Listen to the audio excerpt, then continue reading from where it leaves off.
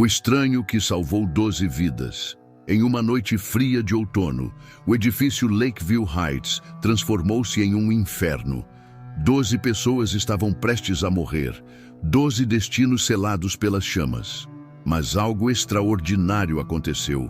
Enquanto todos corriam para longe do perigo, um homem, um estranho, caminhou diretamente para ele, sem equipamento, sem treinamento, apenas determinação inexplicável. Ninguém sabia quem ele era. Ninguém entendeu por que arriscaria sua vida por desconhecidos. Esta é a história do estranho que desafiou a morte, salvou 12 vidas e desapareceu sem deixar rastros, um mistério que permanece até hoje. O incêndio começou às 3h17 da manhã, no apartamento 302. Um curto-circuito em um aquecedor antigo. Em minutos, as chamas devoravam o terceiro andar. A fumaça tóxica subia rapidamente, transformando corredores em armadilhas mortais. O prédio, construído em 1997, não tinha sistema de sprinklers adequado. Uma falha que agora custaria vidas. Quando os primeiros bombeiros chegaram, a situação já era crítica. O tenente Gabriel Martins, veterano de 15 anos, avaliou o cenário com horror crescente. Estrutura comprometida, fumaça densa em todos os andares, múltiplas vítimas prováveis. Seu treinamento dizia que entrar seria suicídio. Precisavam de equipamento especializado que ainda estava a caminho. Foi nesse momento que o estranho apareceu. Ninguém notou de onde veio. Simplesmente estava lá. Um homem comum, jeans e camiseta, sem proteção contra o inferno que rugia diante dele. Antes que alguém pudesse detê-lo, correu para dentro do prédio em chamas. No terceiro andar, a família Almeida enfrentava o pesadelo de todo pai e mãe. Seu filho Lucas, de apenas 7 anos, havia parado de respirar devido à fumaça tóxica. Exaustos e desorientados, Roberto e Camila haviam se refugiado em um pequeno nicho, tentando desesperadamente ressuscitar o menino. Foi quando uma sombra materializou-se na fumaça. O estranho ajoelhou-se, afastou as mãos do pai com gentileza firme e realizou uma sequência de compressões torácicas com precisão mecânica. Após 27 segundos, Roberto lembrava o número com precisão cristalina. Lucas tossiu violentamente e inspirou um fôlego desesperado. Sem dizer uma palavra, o estranho pegou Lucas nos braços e guiou a família por um caminho que Roberto, morador há 5 anos, nem sabia que existia. Em minutos, estavam a salvo. Ele conhecia o prédio melhor que nós, Camila diria depois, mas o estranho não parou. Há outros. Foram suas únicas palavras antes de desaparecer novamente nas entranhas do edifício em chamas. Nos 40 minutos seguintes, ele realizaria o impossível. Sofia Mendonça, viúva de 78 anos, perdida no 4º andar. O jovem casal, Rodrigo e Fernanda, inconscientes na escada. Carlos Ferreira e seu gato, presos por escombros no 7º andar. A família Santana, Pedro, Helena e a pequena Beatriz, encurralados no terraço. Um após outro, o estranho os encontrou e os guiou para a segurança. O que mais intrigava os sobreviventes. Ele sabia seus nomes, conhecia detalhes de suas vidas que ninguém poderia saber. Ele mencionou a peça de violino que eu estava praticando naquela manhã, relataria Beatriz Santana.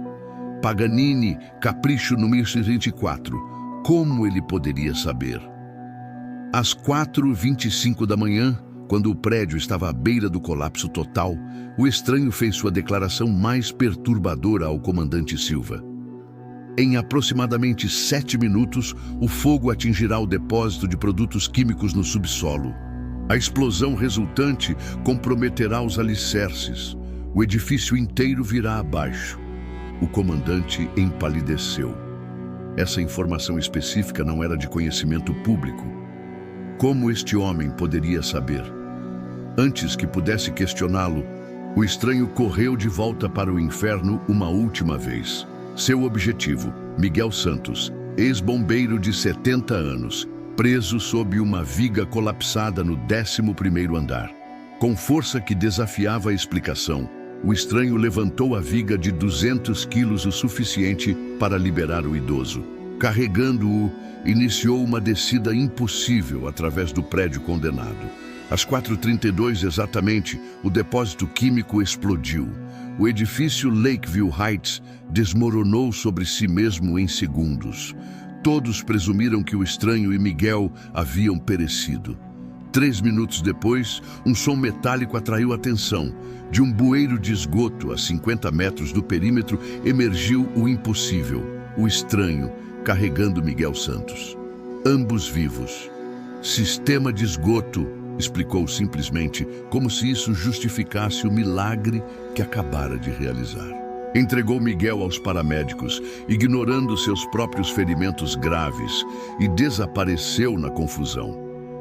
Horas depois, enfermeiras encontraram seu quarto de hospital vazio. Sem sinais de luta, sem imagens nas câmeras de segurança. Ele simplesmente desapareceu. A investigação que se seguiu revelou um mistério ainda mais profundo. O detetive Paulo Ribeiro, designado para o caso, descobriu fotografias históricas de outros desastres.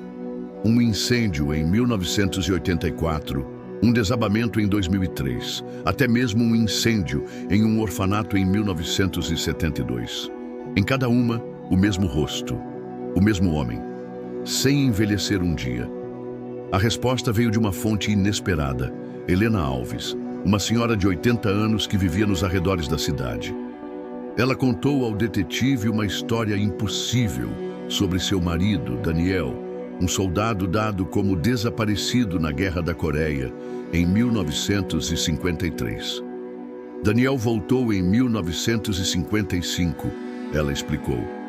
Mas algo havia mudado nele.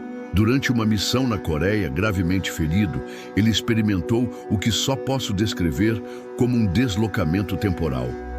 Em um momento estava morrendo em um campo de batalha em 1953.